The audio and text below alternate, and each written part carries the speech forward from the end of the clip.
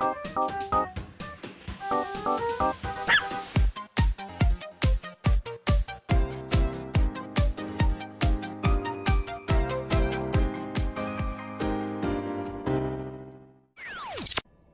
everyone, welcome back to another episode of Astropill. Thanks for tuning in. Playing more Tokyo Dark today, and in the last episode, we were coming to get Mai to go with us to talk to her brother Takashi at the dojo to help us convince him, because he's really not being cooperative. He hates our guts. We just had a crazy conversation with Mai's grandma about kami and like myths and legends of like the creation of Japan and everything like that. It was very intense, and Mai apologized, but things are kind of rough. Let's keep going. I'm sorry. She's gotten much worse since you last saw her. No, it's fine. Why do you think she told us that story? About Izanagi? I don't know. It was kind of creepy, wasn't it? She was talking about it like she really believed it. Come on, let's go see Takashi. Okay. I don't think I need to knock. I'll probably be considered neurotic for doing that. We have no reason to visit her. Will Mai comment on this crow? Let's, well, if I look at it again, I'll probably be like, you're neurotic! Yeah, okay. Cool. Yeah, I think that's the last of our business. I don't believe we have anything else we need to do here. Let's go ahead, let's go talk to Takashi. The very handsome, blue-haired anime boy. Did they dye their hair, or is that naturally their anime hair? Because she's got pink-ass hair, and he's got blue-ass hair. You know what I'm saying? Whoa, where do you think you're going? Are you gonna bar our progress? Mai and I are leaving. What of it? Oh, well, you can't. I got a call from Mai's grandmother, and she says she's having health issues, so she has to stay. I didn't ask what they were. Wouldn't want to be caught fainting on my shift again, but it must be pretty bad if she called. Mai's an adult. Her grandmother can't keep her here. Let's go. Magira's got the glasses thing where when they conceal the eyes, they're being real mysterious or scary. No, you don't understand. You're not going anywhere. Oh, no. I'm not gonna be violent. It's fine. We can just calmly talk to her grandmother again. Maybe that's why we need to knock again. We need to have a second conversation before I go and visit her again. Oh my god, Magira was being scary. You know, glasses people in anime, they always do that kind of thing. They pull that personality shift on you when their eyes are concealed. Here we go. Go away! No visitors!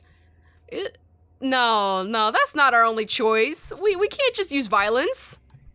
Look, can I at least consult Mai about this? Are you serious? Is this really our only choice? Are you kidding me? No. No, game. Game, no. You're not allowed to do this to me. Look, things were fine up until now. We could make rational choices. We had ways around things. We were able to resist the mask and not kill things. Do we, like, maybe we pick up the dead crow, run up to him and be like, hey, oh my god, are you serious? Hey, look, it's blood, whoa! Are we really doing this? Are we really gonna wave a dead maggot-infested bird at a station guy that's just doing his job? He's just on orders? Okay, I mean, I've been carefully slowing down, looking around. I believe this is our only option. I'm gonna pick up this dead-ass bird. Ugh, good thing I'm wearing gloves. This better work. Wow, we're really doing this. That was the point of it being there. Not only with the, you know, the story tie about the maggot-infested face of the woman, but also this? Really? All right, fling this dead bird at his face, straight there. Oh my god. I told you how I don't like about the blood, and blood's not really my thing, you see. The germs and... Okay, I'm dizzy. I'm a little dizzy. I'm just gonna... Oh. Oh my god, Magina, I'm so sorry. Oh dear, did he just faint? Sure looks like it. He'll be fine. Let's get a move on. Let's just move on with this. Don't even worry about it. Okay, I guess Mai's not that concerned. Oh my god! I'm so glad there was an alternative method, though. Okay, Good, good, good. I just have to pay attention to this stuff. We'll be fine. We'll be okay. We'll use the minimum amount of law breaking as possible. Okay. Gonna slow down, check everything out again, just in case. Okay, so that's just the empty tea shop. I don't think the effect of it will be as high if it's within the same day. So I'm gonna refrain from doing that. We seem to be okay. All right, let's enter. Wow, this music immediately gets super intense. Crap. Your voice was something random. Mai, what are you doing here? Did she make you come? It's not like that, Takashi. It was my idea. I asked her to come talk with you, but you sent her away. This woman almost got you killed. You expect me to cooperate with her? Surely if you need to talk to me, you can come yourself. My sister doesn't need to be involved. No! If I came alone, you'd just evade all my questions like you always do. Besides, there's something I need you to see. See what? What are you talking about? Where did you get that? Put it away! So you do know what it is. I knew you were hiding something from me. That's not true! I wasn't hiding it! It's not something you ever needed to know about. Besides, why is she carrying it in the first place? Wait! Don't change the subject! This isn't about Ito! Mai, I understand that you're upset with me, but we should talk about this another time. Furthermore, that mask has nothing to do with you. You're wrong. Back in April, when Mai was held at knife point by another girl, it was this mask she was after. A mask your family is connected to. Looking for it? I suppose I've been a fool to think I could keep the truth of our family's past away from you. The past? Does this have to do with Mom and Dad? Yes, and so much more. I first saw that mask when I was a child, before you were born. The truth is, it belonged to a cult called the Kamenkai, of which our parents were members. A cult? You're kidding! How did your parents get mixed up in that? I know how it sounds. I find it hard to believe myself. They were a group led by a guru named Tokimasa, who provided a simpler life away from the hypocrisy and falseness of city life. Our parents both had master's degrees, and my mother was on her way to earning her PhD. They chose to give up their lives and their careers to follow some mystic and live on a compound instead. The Kamenkai were one of many such groups back then. I was a child and didn't understand, but thinking about how our parents were deceived and what they put me and Mai through, it's unforgivable. The mask was on the compound, but for what purpose or what they believed it could do, I don't know. Do you think there are any members of the Kamenkai left who'd know? No. You see, there are no surviving members. They died. All of them, including our parents. I'm sorry. I don't remember much about it. One night, Grandma came into the room where we were sleeping, saying we had to go. The compound was in the woods, so it was dark and I could barely see, but she kept charging forward with Mai in her arms and dragging me behind. When we were back in Tokyo several days later, Grandma told me that our parents were dead. She didn't seem sad. It was as if she expected it. The government censored much of what happened, so I was never able to learn how they died. Me and Grandma didn't speak of it, ignoring it as if my childhood and everything that happened in those woods was all a bad dream. If it weren't for her, we'd probably be dead with our parents. But ignoring it couldn't erase the anger I felt towards them. I wonder if they even cared what might happen to us. As a high schooler, I spent more time trying to find out about the Kamenkai than I did studying. I thought that if I could understand why my parents so willingly gave up their lives and abandoned us, I'd stop feeling so betrayed. But I was wrong. Nothing I found gave me any peace. Mom and Dad died as part of some cult? I don't believe it. It's true.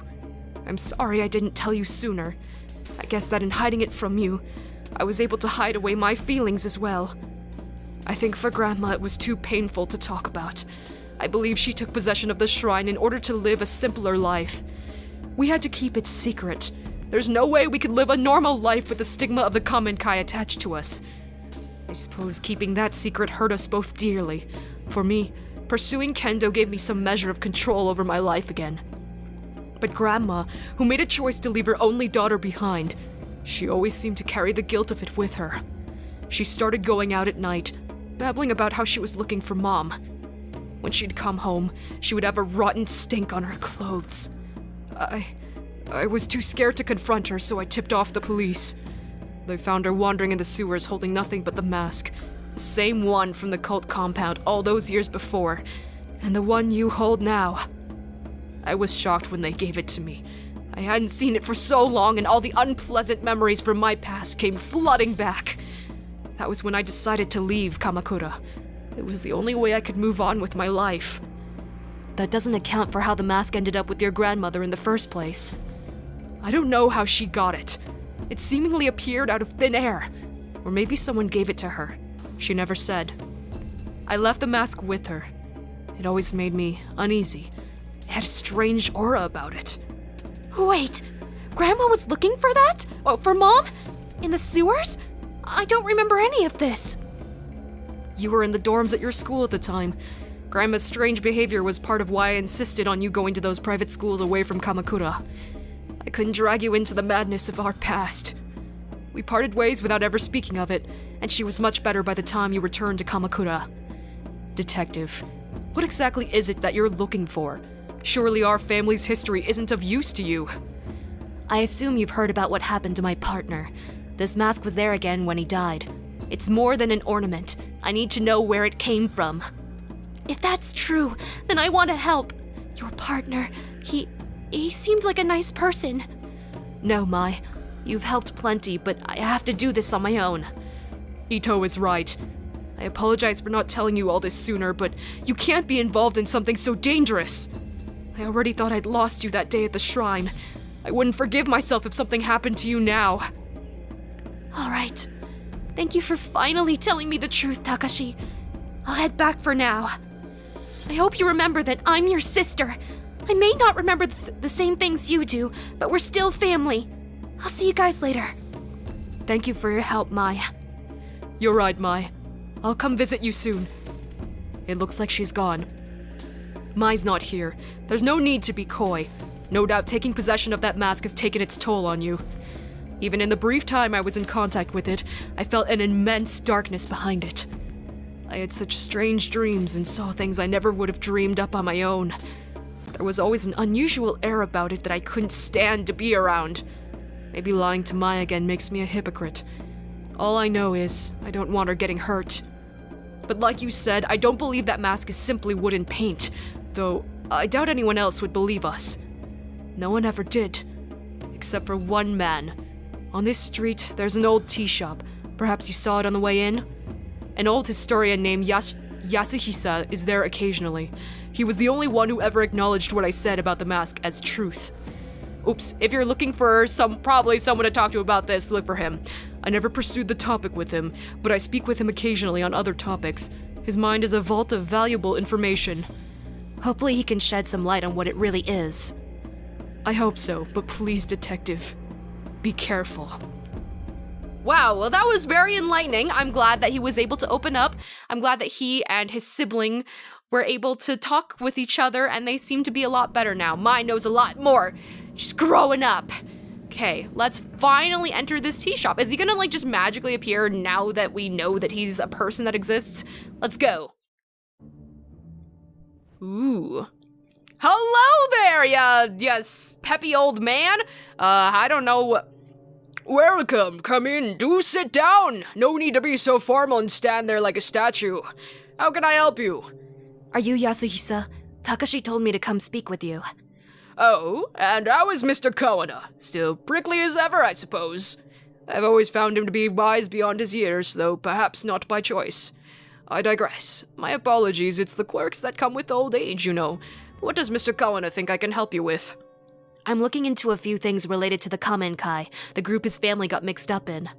A more difficult answer than you might expect. You see, there are two groups that share that name. The first, as you know, is the religious group formed by the guru, Tokimasa.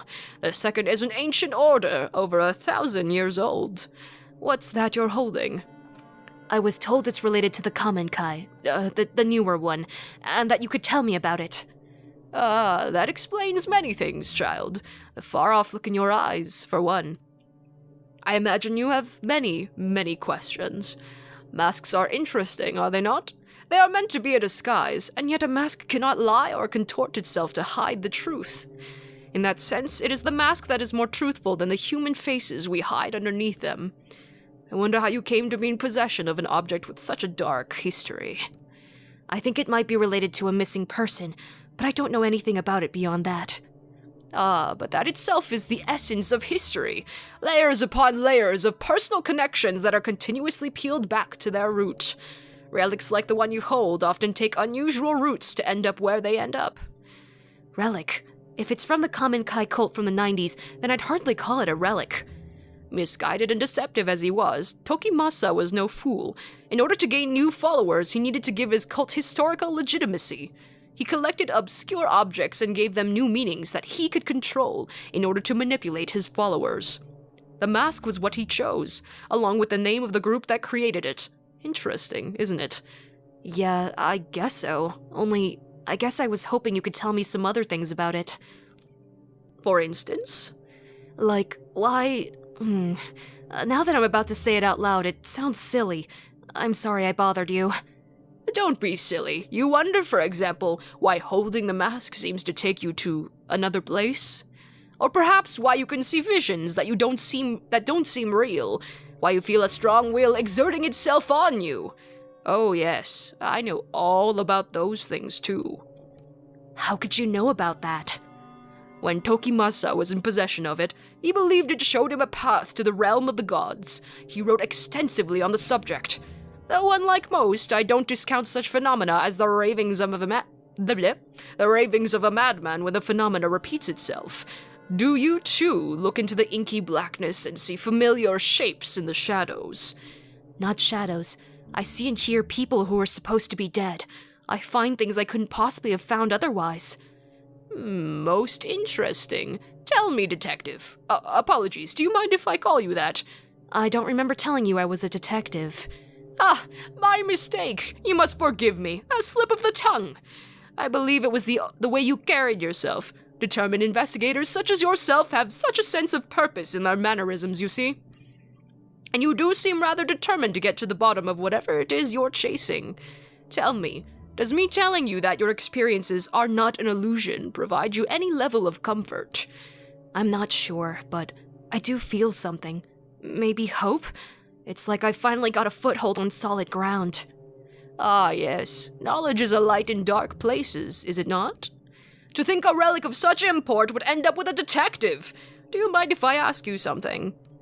Which do you believe? Are our lives controlled by fate, pre-measured threads that determine our deeds, our wishes, and our ends to the minute we come into existence? Or conversely, is our thread subject to the chaos inherent in our universe instead? Does it change according to our deeds and that which happens to us seemingly by accident? Do you believe it is fate or chance that decides which threads of life are cut short and which are followed? That was a lot of questions. I'm sorry, I missed it. I missed your question. You said lots of things just now. Do things happen by chance or are they predetermined or something?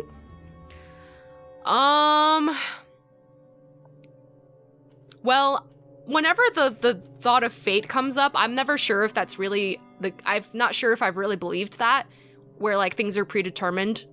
So I'm gonna go with chance if that's what I'm thinking. Yes, of course. Maybe you feel your life has been somewhat out of your control as of late. Control, huh? To be honest, I don't feel like I've had much of that since the mask came to me. You said that the mask was made by the old Kamen Kai. Why? Confusing me can't be the purpose it was made for. Ah, yes, a more complicated answer than you might have wished for. Is that your catchphrase? Indeed, it should come as no surprise that the creation of such a mysterious object is equally enigmatic. Perhaps you could do me a favor.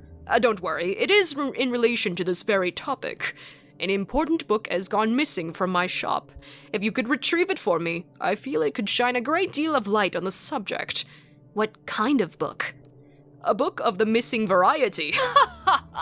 Oh, I'm sorry, I jest. It concerns the mask bearer. Mask bearer? That's me, right? Although you carry it, that does not make you its bearer. All will become clear when the book is returned to me. Sounds easy enough. Where can I start looking? Oh, you needn't go far. The man who has it is right outside this building, in fact. As I said, it's not much of an errand, but I, of course, cannot leave my shop. He's right outside?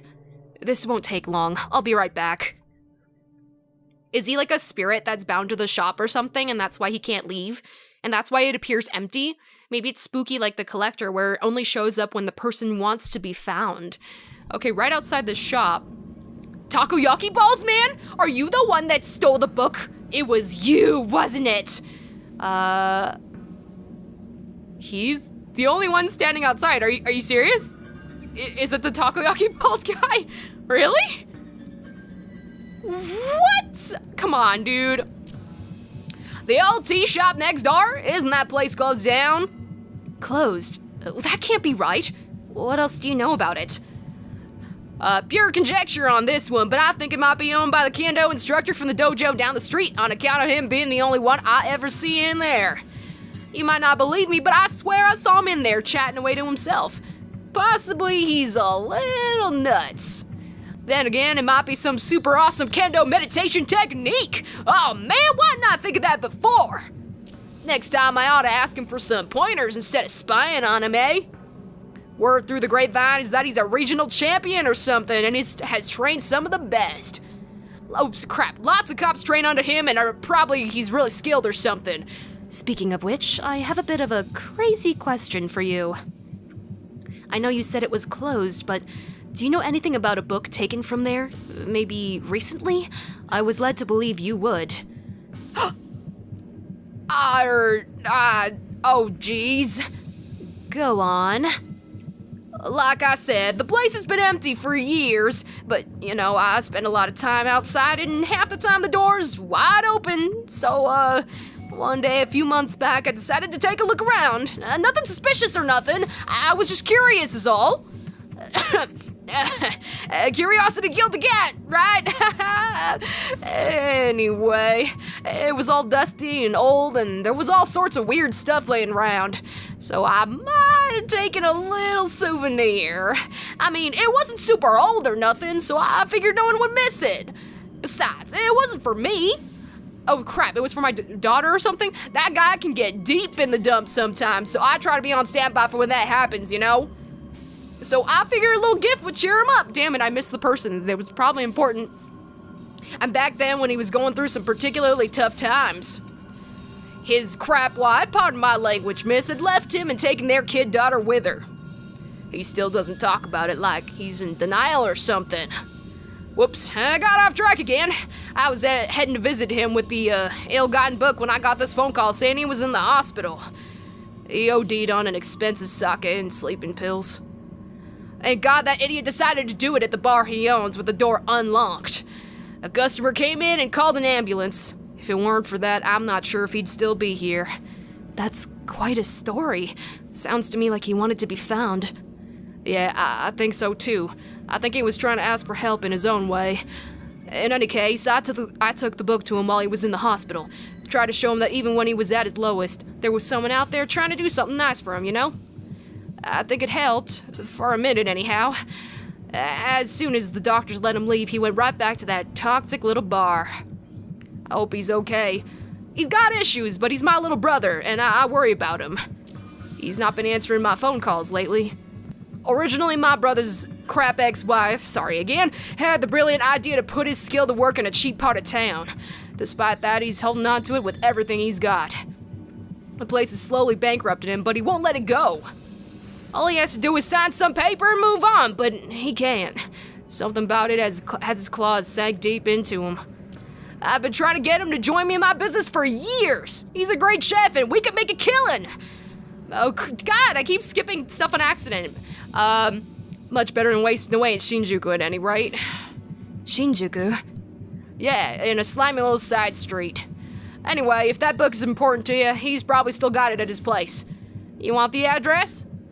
Wait, I knew you looked familiar. Daiso! Oh, he tried to OD? That's so sad! No! I knew you looked familiar. Your brother's Daiso, right? You know him? Small world! He was probably the smile on my face that threw you off. Tell him his brother Haruto says hi. While you're at it, tell him that takoyaki stands are still the future of cuisine and to get his butt over here. I'll do that. Thanks for all your help. Oh my gosh, let's go check on Daizo in the next episode. Poor baby. Was that really recent? Did he do that after we saw him? Oh my gosh. That's so sad. We should have come to talk to him even more. I mean, I showed up a bunch of times and didn't always have the dialogue option, but I wanted to visit him, see him. Oh no. Oh my gosh. Let's go cheer him up in the next episode. I'm so worried about him. I'll see you then. This is Axis, over and out.